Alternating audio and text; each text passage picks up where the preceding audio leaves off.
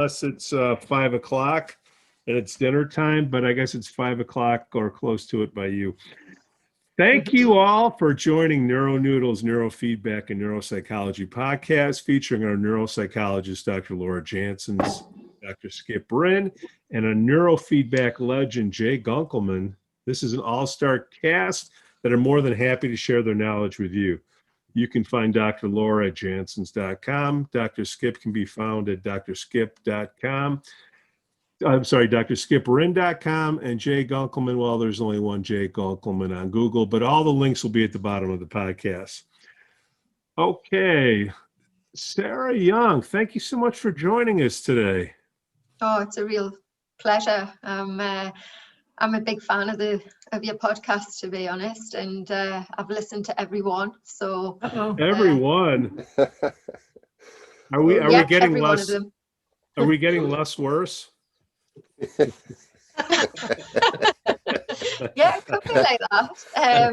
Well, actually, I recommend when I have clients or certainly parents who come with children, if they have a diagnosis of ASD or ADHD or anything really, I guide them to your podcast, and I'll also guide them to specific podcasts for them to learn a bit of information that I think will help them. Perfect. If you can guide them to give us 5 stars on Apple Podcasts, it really helps the word get out there.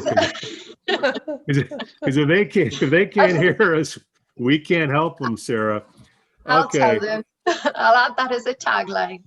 Okay. Now, Sara, you're with. I'm trying to get this right. Changing Minds with Pick Up a Penny.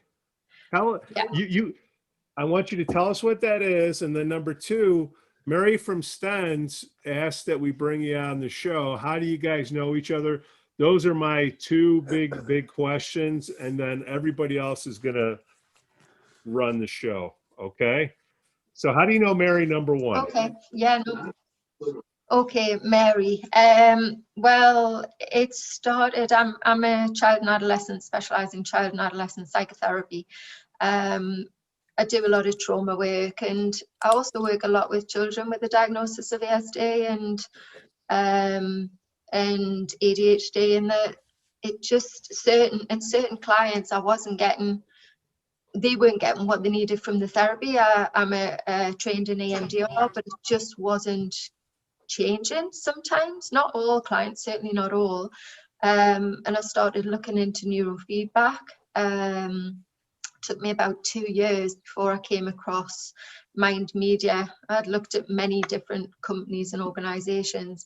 Unfortunately for me, they were running some training in the UK, the first time as far as I'm aware. So I signed up, having no knowledge at all and not really knowing what I was getting myself into. And I ran London, which is about 450 miles from where I live. And it was in Camden, a lovely place in London. And it was the 4-day STENS training course, BCIS accredited, BCIA accredited. And Mary she was training, she was doing the training, and she was just so lovely. But what I found, I think it was day 3. For me, there was just people in that room that just knew so much. And it was that feeling of being back at school where I just understand. I was just really struggling, and the guy who was assigned to me and a few other people was just going too fast. And on the 3rd day, I could feel the emotion coming in. I said, I've just got to go. So I spent an hour sitting in Camden Market, looking at the people wandering past, sitting crying. And I thought, I just can't do this. And Mary must have been told that I must have looked a bit upset before I left. And she rang me that evening and said, look, come in early tomorrow morning. Let's give you some time. You'll be fine. Because she'd already spoken to me about just that intuition of as a therapist. And she just, I went in the morning, and then she'd already offered to mentor me. And she said, look, I'll support you because I think you're going to be great. And really the rest, that was 2 years ago. And it's just gone from there. And she's just, I know one of you, I think it was Santiago, said that Jay is his Mr. Miyagi. Well, that's who Mary is to me. Do you know? She's just amazing. That's awesome. You know, I don't know that feeling, having gone through the class twice, to be overwhelmed with the information. I don't know what that feels like at all. And I haven't met Mary in person, but I think she has more patience than John Anderson does. So I think you gotta. Hey, John, you hear that? We're gonna get him on. We're gonna get him on the show. So we're ribbing him. Okay, so that's how Dr. Lauren, Skip, and myself know Mary through STENS, the equipment and the courses and whatnot, and just we went through the route with John. We didn't do. Mary does the advanced QEEG. Is that right, or not advanced? Yeah. But just, okay, Yeah. Got it. Okay. Yeah. So you're on it was- the. So now, Well- how changing minds with pick up a penny? What is that all about? Well, when I trained about 15 years ago now, my first placement, I worked with a little girl who was 3 and a young boy with behavioral issues and a little girl with trauma. And the services that they gave and then weren't really giving the children what they needed outside. I was on placement, and I just thought, oh, something needs to change. And that was right back at the beginning of my training. So it was, I decided that sitting in a classroom when it was make your decision if you want to do your MSc, I sat there, left school at 14 with no qualifications, but I sat in this room and I thought, right, and they went around the room saying, who's going to do yes, no, or maybe for their MSc? And I just put my hand up and said yes. I didn't have a clue how I was going to do that, but I was determined even at that point to start to make a change in our country within the mental health service. So after that, I did my MSc, and then I thought people would start listening to me, but sadly I was then told I needed a PhD. So I was like, oh, come on, you know, one small step and all that. But so I started looking around. It took about 2 years, and I got onto a PhD course, well, at the university close to where I live, and they really loved the idea. I wanted changing the policy for early intervention for children.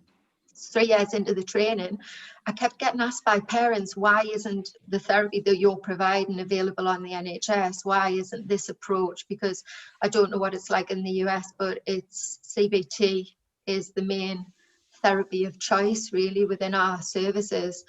And one size doesn't fit all, that's my belief. And it's the same as the brain. Every brain is different, and so is every mind. So you have to be able to work with what the child, how the child is and what's happening in their world,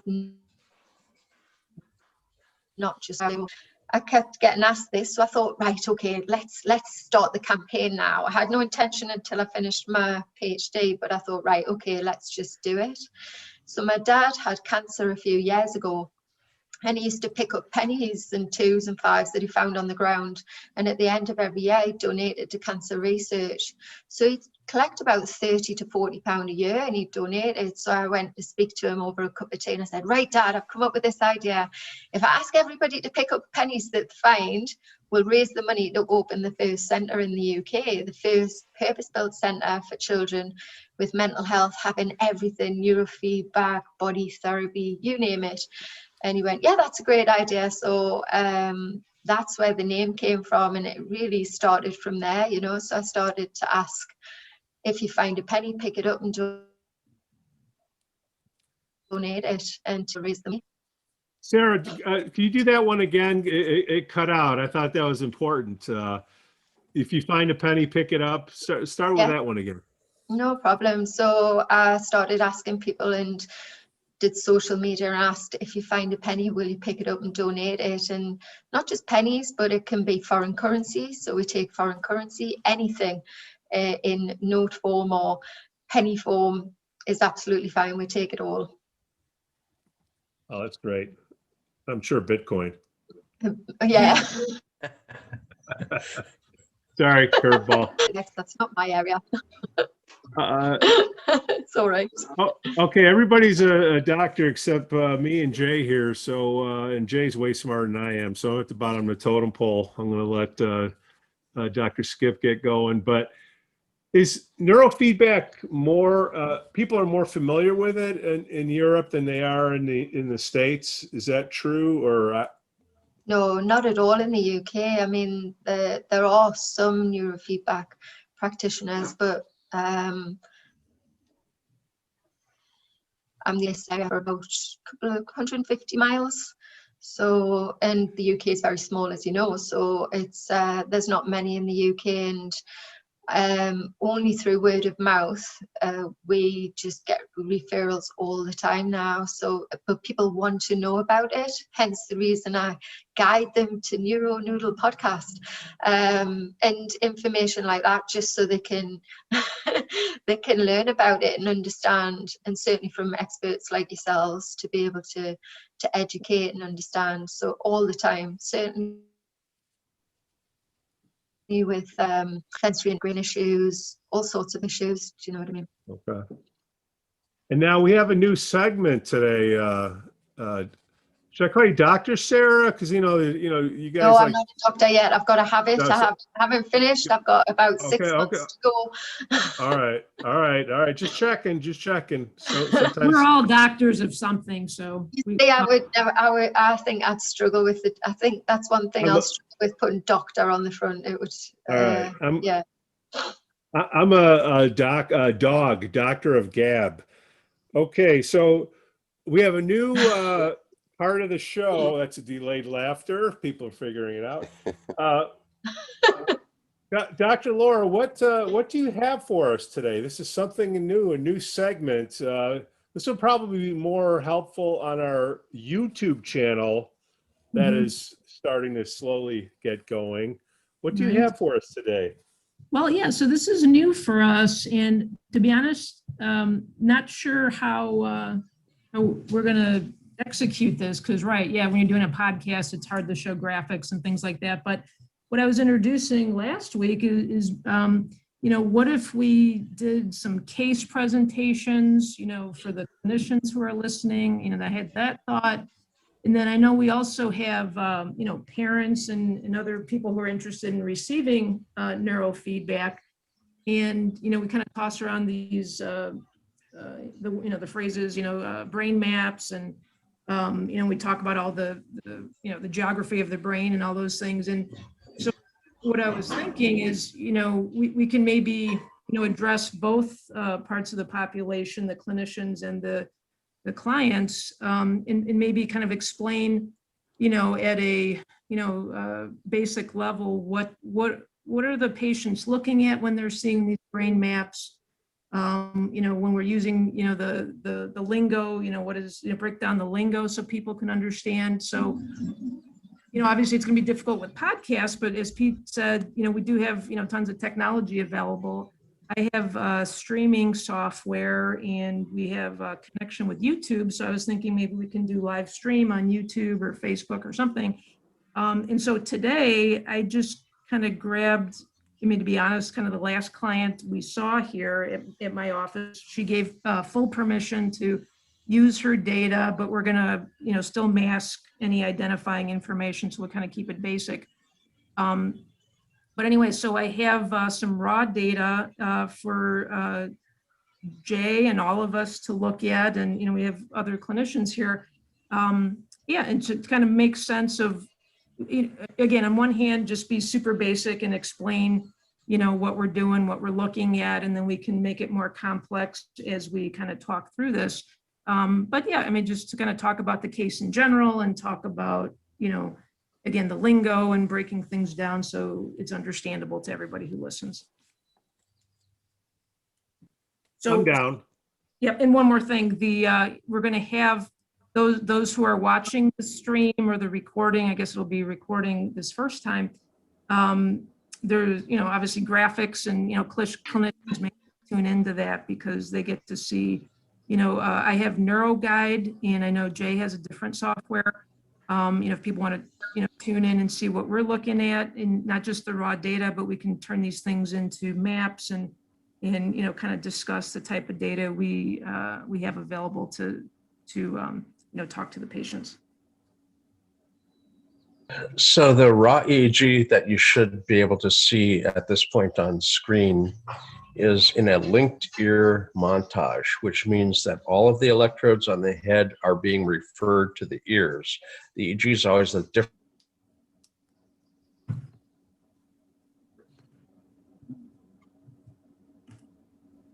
Hold on, Jay. I think we gotta. So that you gotta glitch isn't just being received by me. You're picking up on that too, Pete. Yeah. Hey, Jay, rewind. Something happened to your telephone pole. What's that? Something happened Can to you your go back telephone to where pole. you were explaining what no. linked ears was? Yeah, we lost you at linked ears.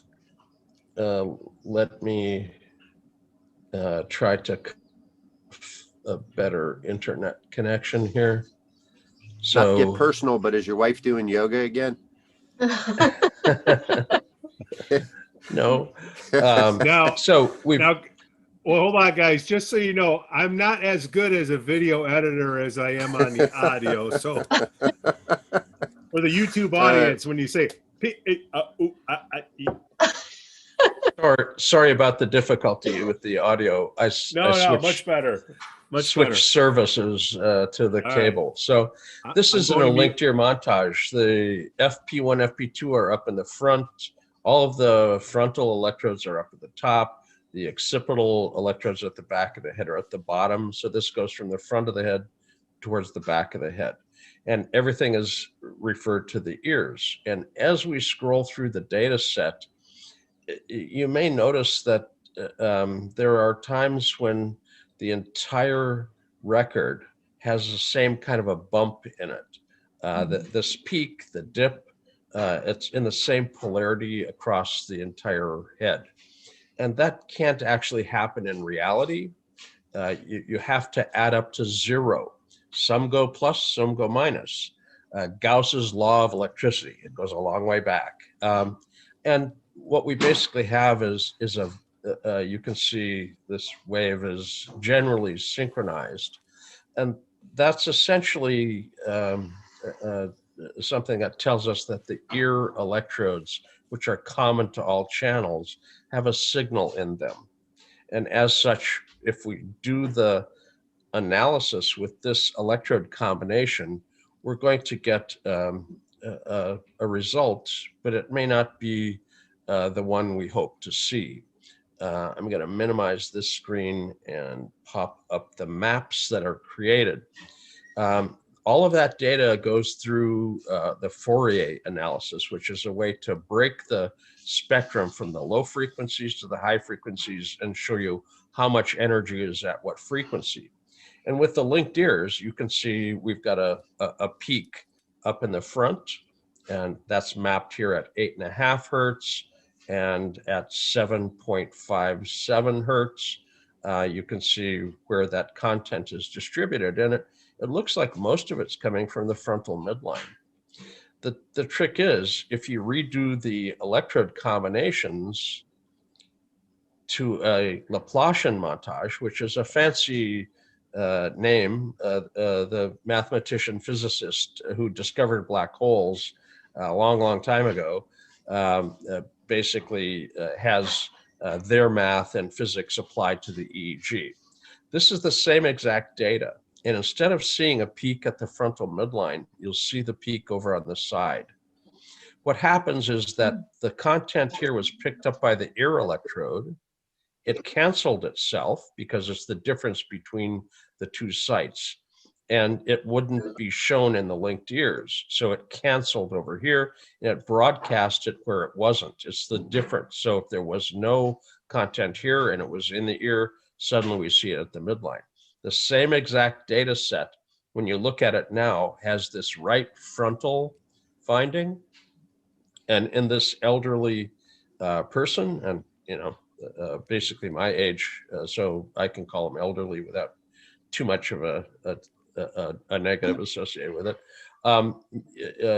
This is probably a vascular change. The yellow band is called alpha. And this peak is an alpha peak that slipped a little too slow. It's into the theta band. That happens with vascular change like ischemia, which is a decreased perfusion in the area. So we've got a change in function right frontotemporally. The frontal area here is responsible for gating of impulses and emotions. So if you suddenly get the impulse to, whack somebody for having said something, and you think, well, he's bigger than me. If I whack him, I'll get whacked back or something. Your gate here should tell you, well, it's not a good idea. So you don't do it. You don't express something inappropriate in a social circumstance. The gate is working. But when it's not working, people become disinhibited and they start to have poor affective gating. The temporal area a little further back perceives emotion. And if you can't perceive emotion, you don't perceive your impact on others, which makes your behavior not exactly fully appropriate either. There's some slow content, the delta dark colors that you see here that you don't see everywhere. This may be actually something that happened after a subtle cerebrovascular change. There may have been a small stroke or a TIA that's happened repeatedly. And the delta is a change here associated with white matter. The red peak that's slowed alpha is a gray matter function. So we may be able to actually see this on an MRI because of the white matter involvement. But it's a localized change, and speeding up the alpha is something we can do with neurofeedback. Suppressing the slow content is something we can do with neurofeedback. And I used to not think that white matter could be altered with neurofeedback, but the data had to convince me that I was wrong. 2 publications from Montreal Neurological by Mario Beauregard showed white matter and gray matter alterations after neurofeedback. And I should have known better at that point, but I'm a little thick in the head, and it took a third data point to finally convince me. I saw the data that was created at UC San Diego, Dr. Jaime Pineda, working with autism. They actually did diffusion tensor imaging, which is a fancy MRI technique to look at the white matter. And the white matter was sculpted by the neurofeedback. So I used to say, well, you could change the gray matter stuff, but the white matter is your wiring, it's what you've got. Don't, just figure out a different way to work. But now I know we can actually change the gray matter and the white matter. And for this particular EEG, the electrode combination you're looking at changes the result.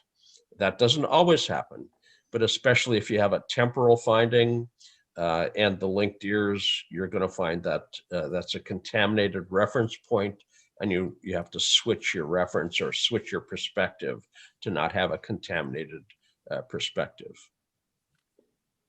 On that note, Jay, can you just discuss a little bit? I mean, I have an agenda with this question, but so you looked at the raw data and saw that the linked ears just didn't look right to you, and so you switched over and used the Laplacian data instead.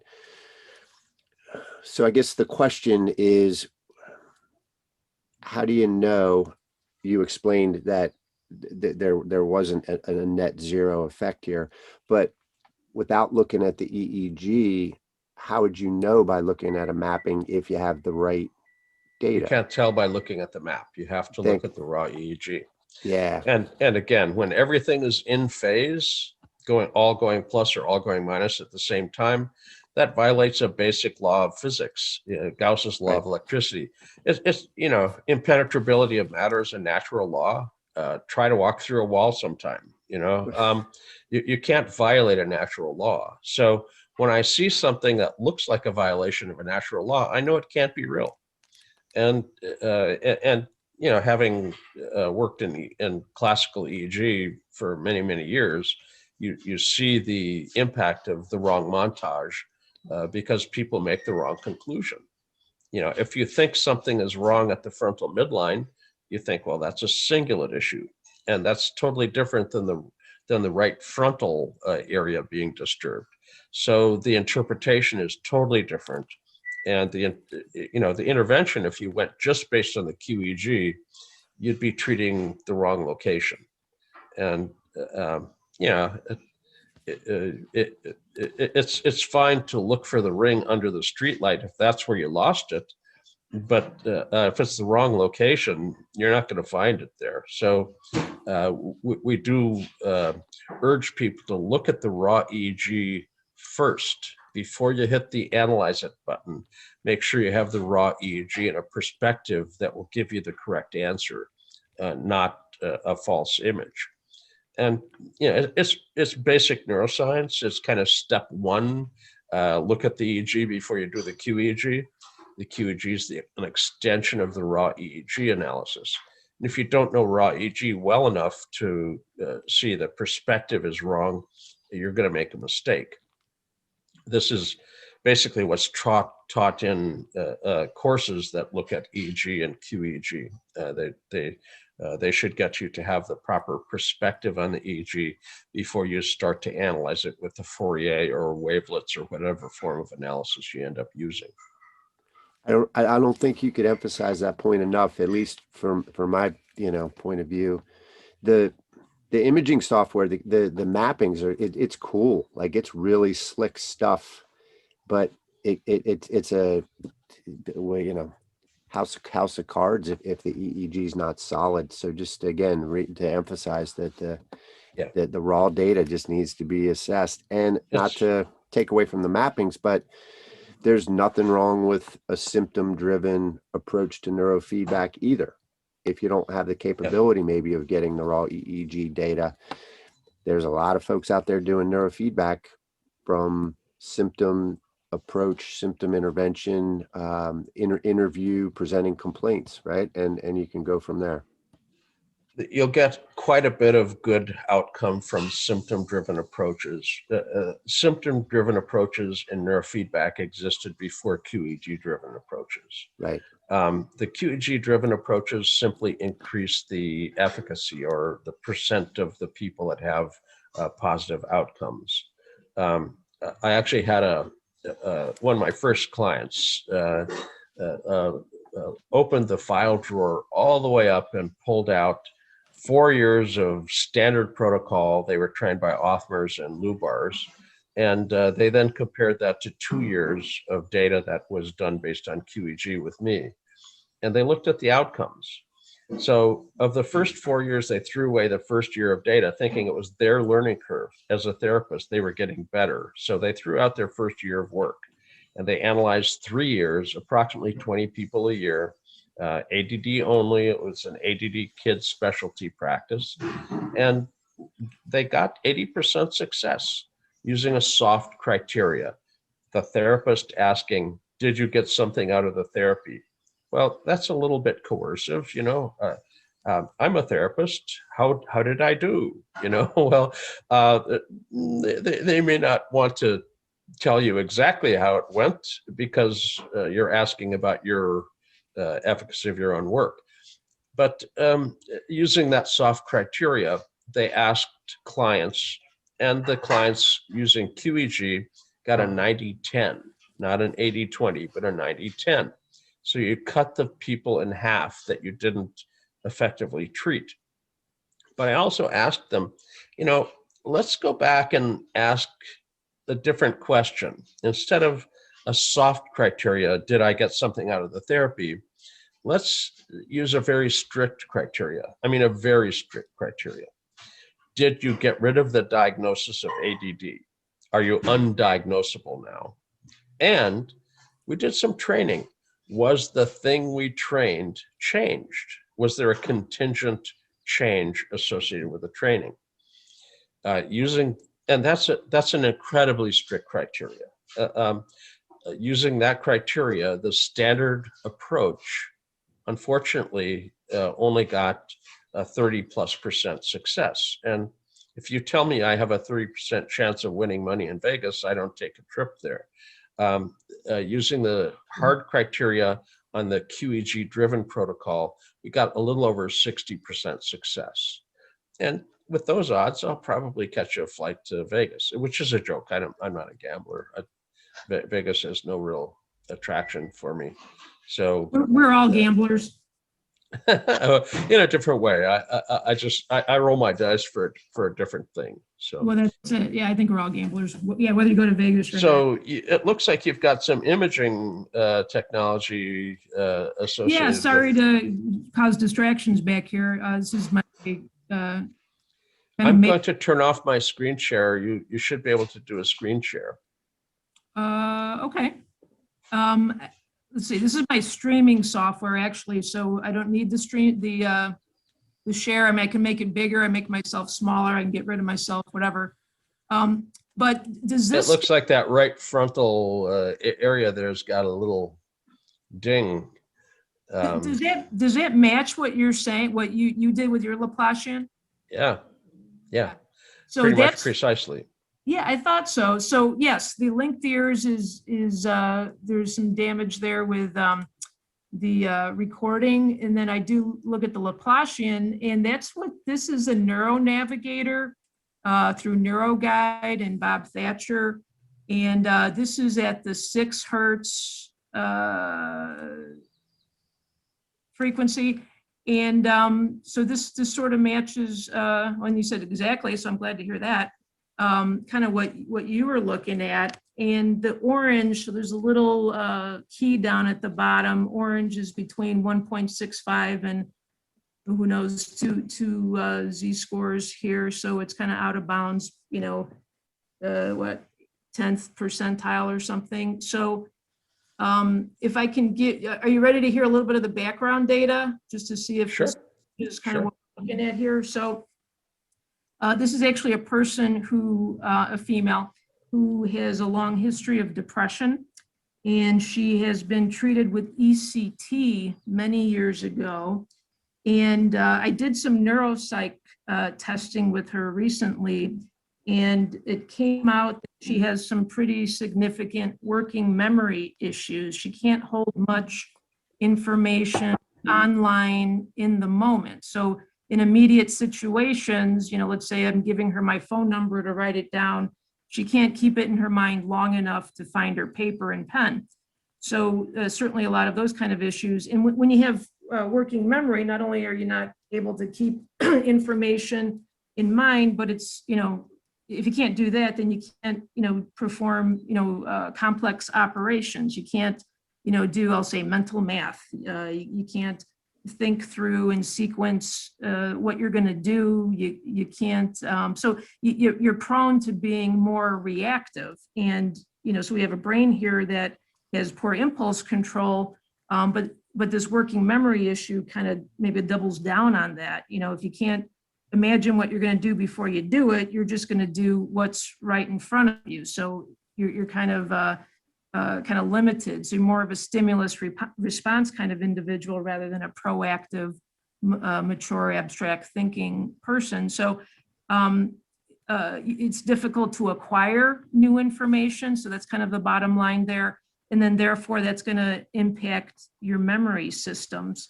Overall, though, her storage is fine. I'm not seeing anything that looks like amnesia necessarily, but again, poor intake of information. And you'd expect to see some left issues with, we talk about depression and working memory, but there's all sorts of loops and parietal things that can get involved with your working memory. Her drawing, like I had her draw a complex figure. She has difficulty putting gestalt around a figure, and I think that fits this pattern of right hemisphere disturbance. Executive functioning was low. It took her a long time to think about what she was going to, same issue, working memory disturbance, took her a long time to think about what she needed to do.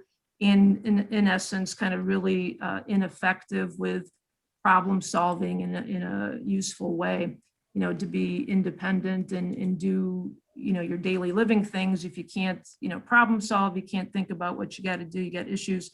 There's some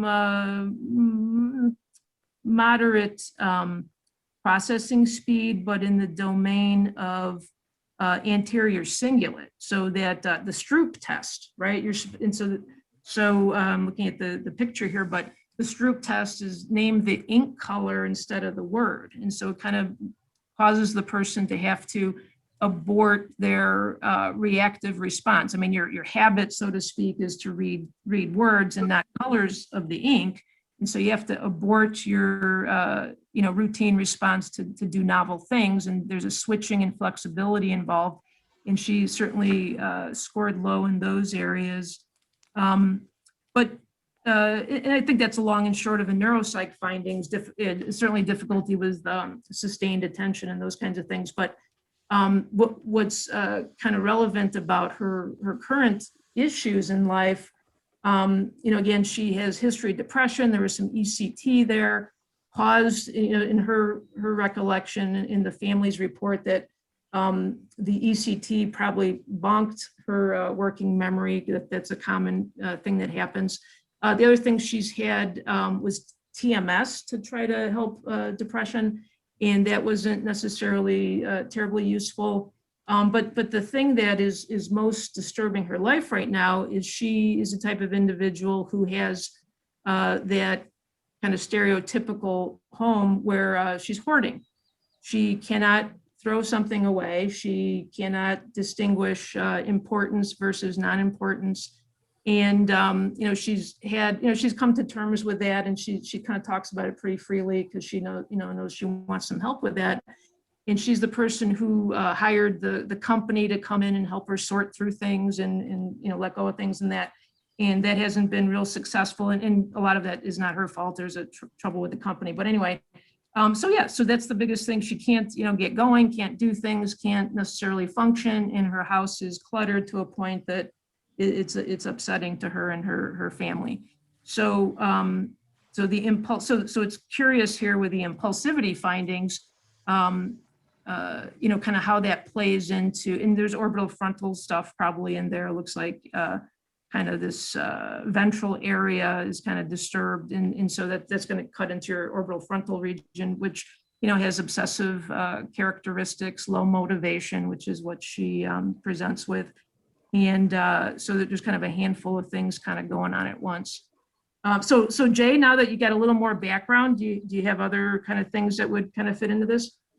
Well, the working memory fits really well. Frontal lobe is involved in working memory.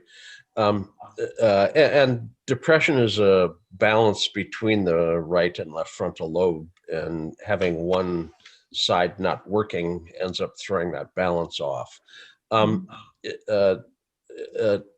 Unfortunately, ECT is not always therapeutically benign. As you pointed out, quite often people end up with memory issues from it.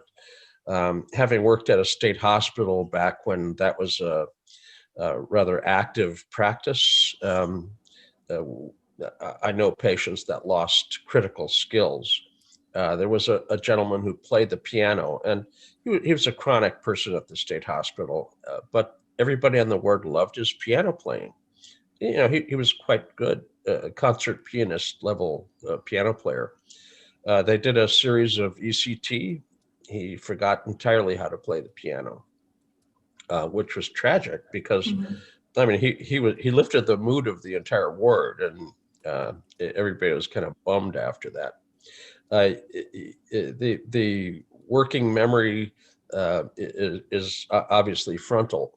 The other thing is right frontal is sometimes more difficult to identify symptomatically. People tend to have a neglect phenomenon with right hemispheric strokes and right hemispheric vascular problems. If you lose words, it's pretty obvious. But if you lose the ability to judge emotion or spatial orientation, those are a lot harder to end up identifying. The right frontal area is really quite obvious in your graphics. The Loretta image in the upper left has the red dot basically all over the spot that's found in the imaging that I did. So You know, the software I've got can also do Loretta. I just tossed up the simple maps, not Sure, knowing of course, yeah. how much we were Thanks. going to do on the case. Of course, yeah, and maybe this is more than people were expecting, but hey, Skip, I'm going to have you jump in here. Yeah. Can you explain the novelty routinization principle and what we would expect given this kind of picture? Maybe how it fits in this case? Sure. I had a question first. Oh, go ahead. Yeah. So I don't know how to manage that, but That's right. I'll like walk you through. any good politician, I'm gonna get you to answer what I want you to answer and not answer any questions, right? Okay, good. So here's what I was wondering, and I'll come back because I think what you're asking is kind of tied up in here too, but without any images, right? So maybe folks just listening, the hoarding thing is like it's tantalizing for people, right? They make shows about it. I don't know if they have them over where you are, Sarah, but there's there's a show called Hoarders and all that good stuff. So there's something about it that I think is intriguing, but we're talking about a compulsion, right? So with and this person you're describing, as you said, a handful of things going on, perfect storm scenario, unfortunately, right? But are we talking, and this is to Jay and you, Laura, and Sarah too, not to exclude you, Pete, but with the Cingulate as the gating system, if you will, and I don't mean subcortical area gating system, but just kind of taking in information and doing something with it. Is that what we're talking about generally when we're looking at compulsions? Does it tend to point towards the Cingulate anterior area when we have compulsions? Yeah. Yes, obsessive compulsive issues are anterior cingulate, and but you can the anterior cingulate gives you emotional and cognitive flexibility, and when it's not working, if you're locked on, you have OCD, obsessive compulsive disorder, or oppositional defiant. You're locked onto something. But if you're locked off, you have amotivation, lack of initiation, and in its logical extreme, akinetic mutism. And so you can be locked on or off depending upon the failure of the anterior cingulate. But its normal function is to give you emotional and cognitive flexibility. When it's not working, you can't predict exactly whether it's not essentially you can't predict just by looking at the anterior cingulate feature whether it's locked on or off. You can just say that the anterior cingulate has failed. There's 3 failure modes of the anterior cingulate. You can have alpha, in which case there's a high probability that an SSRI or SNRI will end up being useful. But if it's a slow pattern, which generally in the theta band, but it's rhythmic slow activity, it's medication resistant to traditional medications. There's some evidence that ketamine or dissociative drugs like psilocybin may end up helping with that. But if it's a beta pattern, the traditional medical approach is the SSRIs, and they will give you not only a lack of response, but you'll have a negative response to it. We've got lots of experience, and at this point, I've got a little bit of imagery available here on the case as well. Let me do a screen share again. I popped up Loretta, and you can see that the maximum deviation is off on the right side. But look at the anterior cingulate. Mm-hmm. Yeah, the cognitive division, not the affective division underneath, look at but that. the cognitive division. Mhm. We've got somebody with a cingulate that's not working, and a little bit of a left frontal, which is probably the depressive There presentation. you go. That's simply the source of this number 1 component. I did a component analysis of the EEG. 17% of the EEG variability is predicted by that failure of the right frontal area that was seen in the spectra. But again, when you do the analysis of where that's coming from, you can see the negative impact on anterior cingulate. You can see also the lateral frontal and mid frontal area here, responsible for usually the depression. Now, the left frontal is the target for TMS, but there are people where the left frontal TMS ends up needing right side training as well. This would probably require anterior cingulate OCD related TMS as well. They could treat the depression left frontally, but they'd have to deal with the anterior cingulate for the OCD. And this is again the dominant target. This is obviously, some people look at this and they see the red dot and they think that's a source, but the hot and cold are opposite ends, like a magnet, flux at one end, north and south pole. You have polarity, different colors of the polarity. And the Loretta basically shows this as a spot there as well. But, Loretta's supposed to be low resolution. And this is jumped to absolute extreme, which overfocuses it. And I always change that slightly. I'm going to force the midline on the display. You're going to see that the anterior cingulate starts to light up a little bit here as we expand this a touch. So anterior cingulate, right frontal. So the number one component was 17%. This one's another 11. So 28, 29, almost a third of the EEG in those top two components. And this is the kind of stuff I do all day long. I just play with data. It's really quite fun. The insula on the right side seems to have a little bit of an involvement as well. And that's a little bit more problematic for psychiatric presentations. Insula can end up having visceral pain and autonomic disturbances, but it also can end up having delusions and hallucinations and psychiatric disturbances. So there's a little concern over that right frontal area, including the insula. And so with the insula, that can play into kind of difficulty with salience network, right? That, what's back to the OCD, maybe, what's important, what's not important, or not being able to, quote, see the stuff around her, and it doesn't register as, boy, this is a problem. She knows cognitively it's a problem, but in terms of kind of connecting it with her internal state and the actual environment, I can see where having the insula issue it can also make things difficult for her.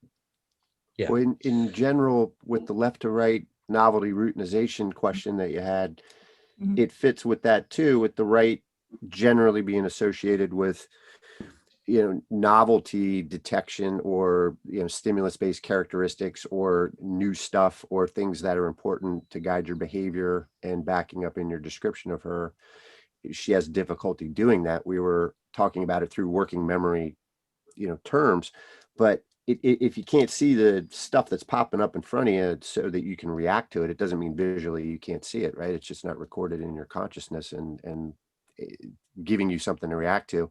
Then you're bound to either routine or your environment, right? You're gonna stop at the big stuff, right? You're gonna stop when your house is on fire because all the stuff's in it, not because it's piling up, right? Yeah. So the interesting other part of her history I didn't mention is that in her earlier years, she was actually a manager of a business office. So she was organized, and the OCD is a more recent thing. So yeah, she was not OCD as a young, well, maybe to the degree that it's good to be OCD if you want to be organized. So I mean, there's a Goldilocks sweet spot with that, but this is all obviously relatively new. And I think she kind of dated it since the ECT. Well, she had ECT, she had a problem, but the hoarding and cluttering is relatively recent. So it's important to actually look at the EEG before you go to the analytics and make sure you've got the montage correct, so you end up with everything being ascribed to the right spot. Sara doesn't work with seniors who've had vascular events or whatever is going on here, but do you use maps and quantitative processing with your clients at all, or are you symptom driven in your practice? Yeah, I do, Jay. Yeah. No, we were very fortunate to have a Tim at Mind Media. We did when I first did the training, I wanted a 19 lead. I was like, oh, I want one of them, because that's going to give more answers. But we started off with the Nexus 10 and John Anderson's new Q. And then we were fortunate about 6 months ago to be able to negotiate to get the Nexus 32. And having been in the Netherlands, Mind Media that does Nexus is right there where you were at that earlier in the Netherlands. So it's kind of buying a hometown device, which, you know, I can understand hometown loyalty. So and the Nexus is really quite a good device, very, very high. Well, it's not cheap, that's for sure. It's a relatively expensive device, but it's very high quality. Their frequency response and linearity is really quite astounding. So one of the better quality amplifiers that are out there. Jay, I'm sorry, go ahead, Sara. I'm sorry. No, it made such a difference, I think, really around, I mean, I'm working with a 3-year-old little girl at the minute, and the difference from being able to do that and get the information. I'd done she had therapy to start, and in utero trauma and trauma to the age of 2, and just the difference in this little girl, all the stuff that we're talking about today, and how she's changed. She's now able to self-regulate. She's, you know, and even at 3, you know, self-regulation isn't something that the child has fully evolved into, you know, being able to self-regulate, but how she was acting out due to the trauma, which was separate from her developmental age and stage, is just massive, you know, and the distress and the night terrors and all of those things, which we wouldn't have had that information. I mean, she was amazing to just be able to do the 19 lead. We got a few minutes, but we got to analyze with Mary of what was happening for this little girl, and being able to do a protocol that is just changed for her and her mom and her brothers, you know. But equally, my oldest client's 86, so I've been able to look at a lot of the raw data. I love looking at the raw data, to be honest, because it's a little bit like I start to see patterns. I start to see little things that you just see it. It's a weird sort of process. It's a little, somebody sends you one of those things on your phone, find the little dog in amongst the 1,000 cats. It's like that. You just start to notice these features, which I really love about it. So I'm very much like Jay, really got to analyze the raw data before we show pretty pictures, which is obviously the parents can have the pretty pictures, and the children love it. They want to see their brains, they want to see the pretty pictures. So and I'm all for that with children, you know, bringing them, having that understanding of their brain and the muddles and how can we support them to get to where they want to be, and certainly peak performance as well. Jay was talking about athletes and stuff like that, and I'm working with a young boy who's a potential British swimmer at the minute, and working memory issues, and actually his performance in his swimming has increased through his neurofeedback as well, so that's a double for him. You work with ADD as well, and yes. There's so many kinds of patterns in ADD. It's not one cluster of people.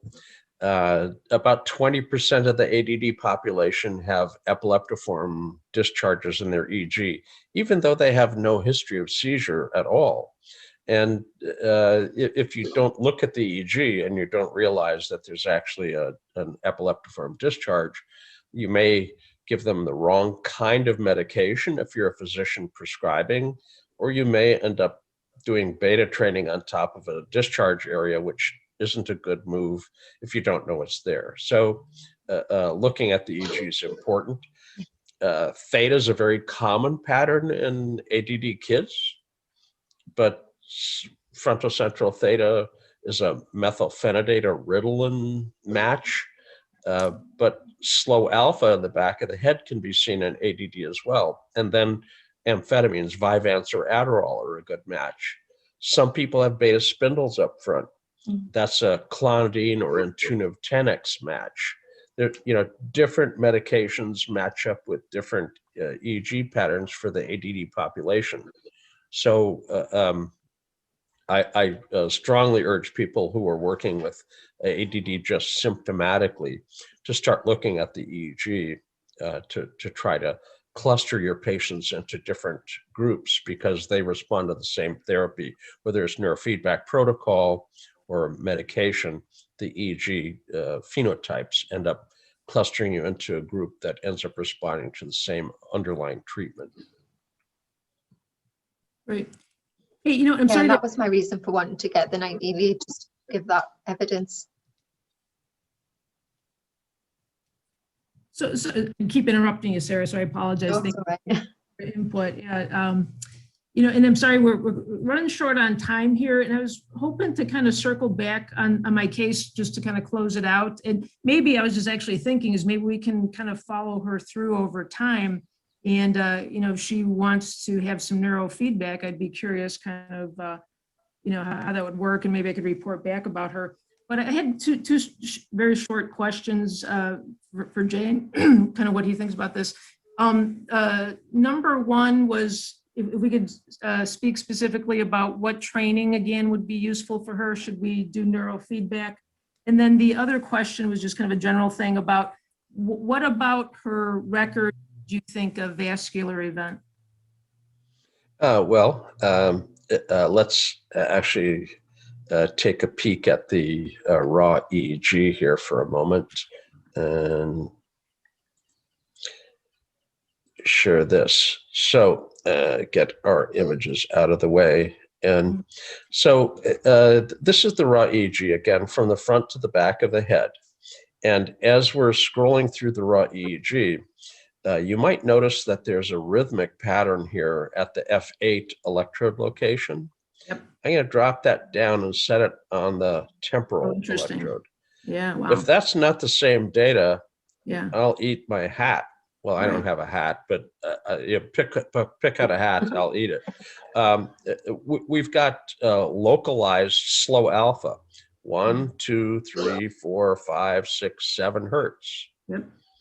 And that slow alpha in that location is out of phase with respect to CZ. You notice that CZ is going up, well, that's going down. They're a mirror image of each other. Yeah. So that's a great montage. CZ to the right temporal, or FC to the right frontal, again, out of phase. When you pick two features that are out of phase, they add up to give you a gigantic wave. You'll also, as we scroll through the data set, notice that rhythmic activity pops up again and again and again. You'll notice the beta content in the EEG. The beta content in the EEG probably explains to a certain extent why there was a depression. Left frontal alpha is a subdominance of the left frontal. Beta on the right is a dominance of the right. And again, it's always a balance. The beta on the right was probably why the left frontal TMS didn't in fact work. You've got to actually hit the nail on the head. And when it's a different nail, not the one you thought it was, you're whacking around on the head without a real target there. So the right frontal and right temporal feature are really quite distinct.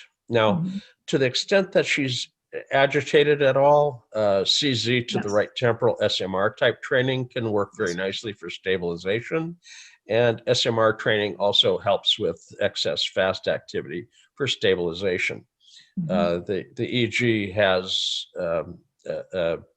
lots of targets, but CZ to the right temporal would give us stabilization, and FZ to the right frontal suppressed training will help with the finding here. And counterbalance, suppressed training frontally is gently stimulating. It'll counterbalance any SMR overshoot.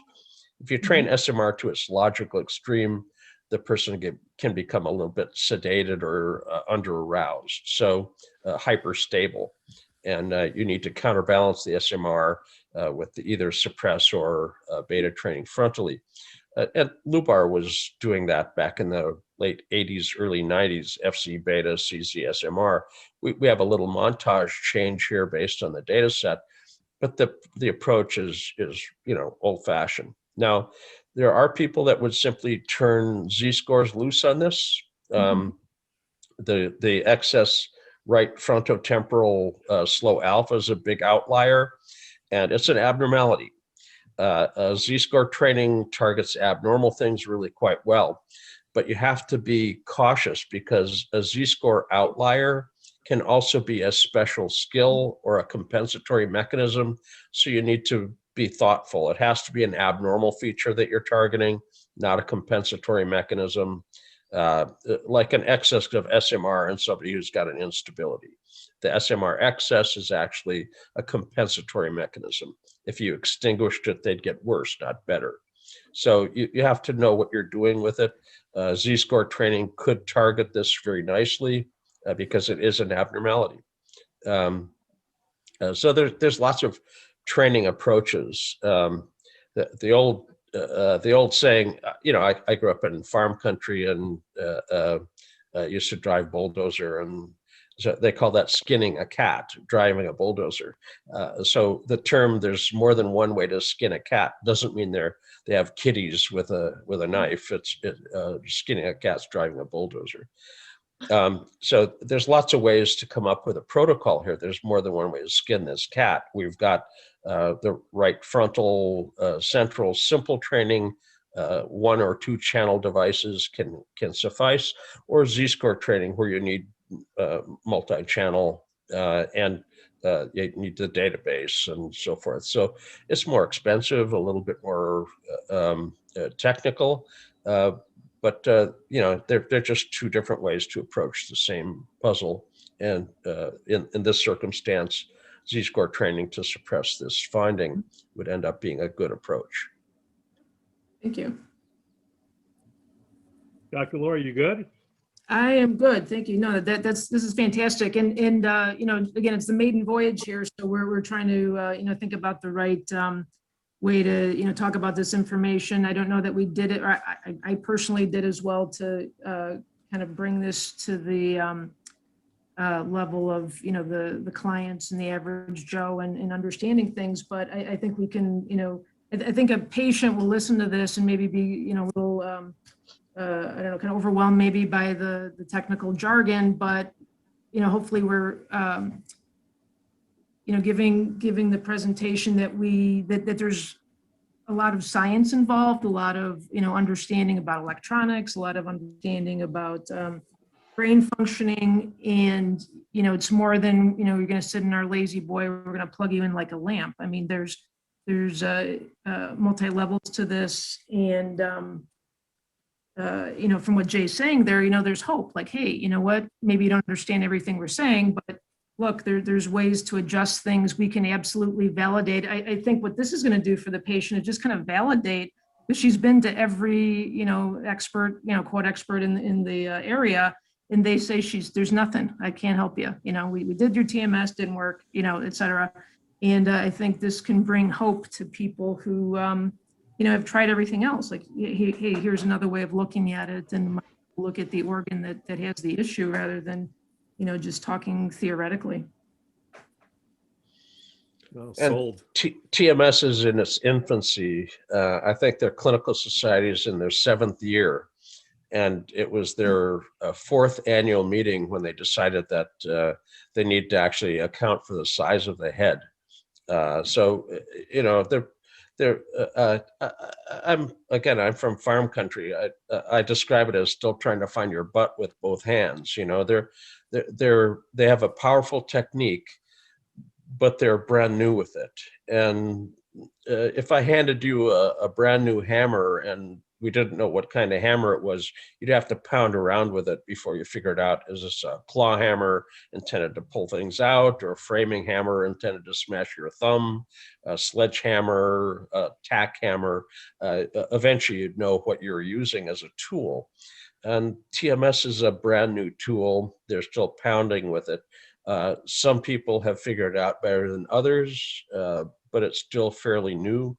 The people who are using only standard protocols with no assessment of the patient other than their diagnosis, the DSM categorization, you know, their efficacy is just a little bit above placebo.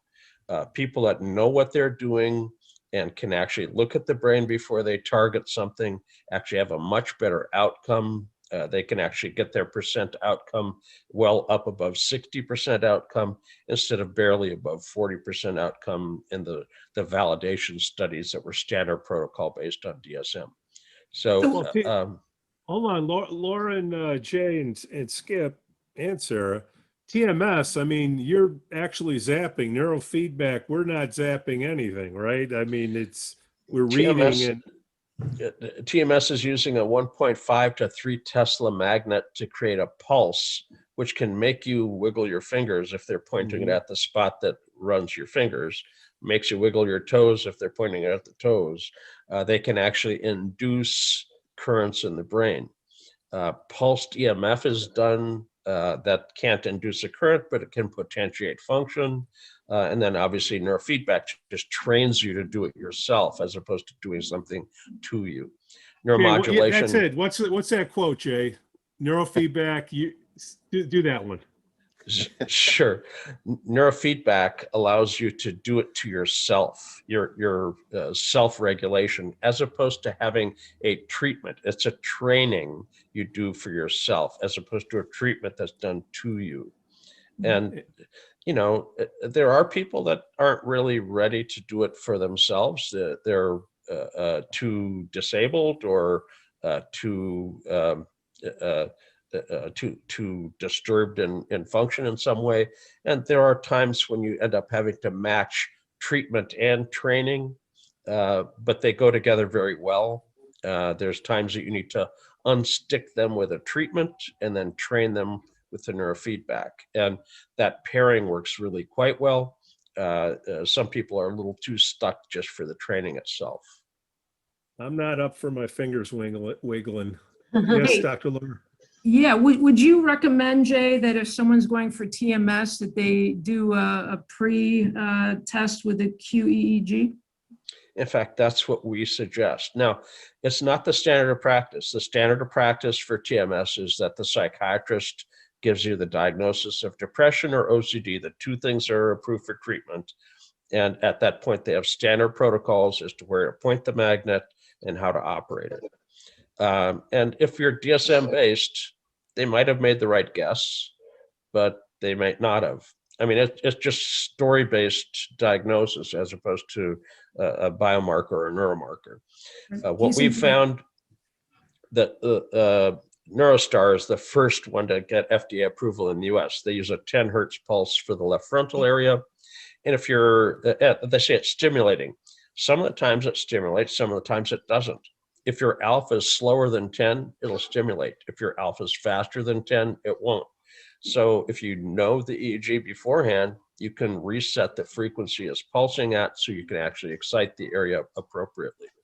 It also tells you whether this is right frontal beta versus left frontal alpha, and they both look the same clinically.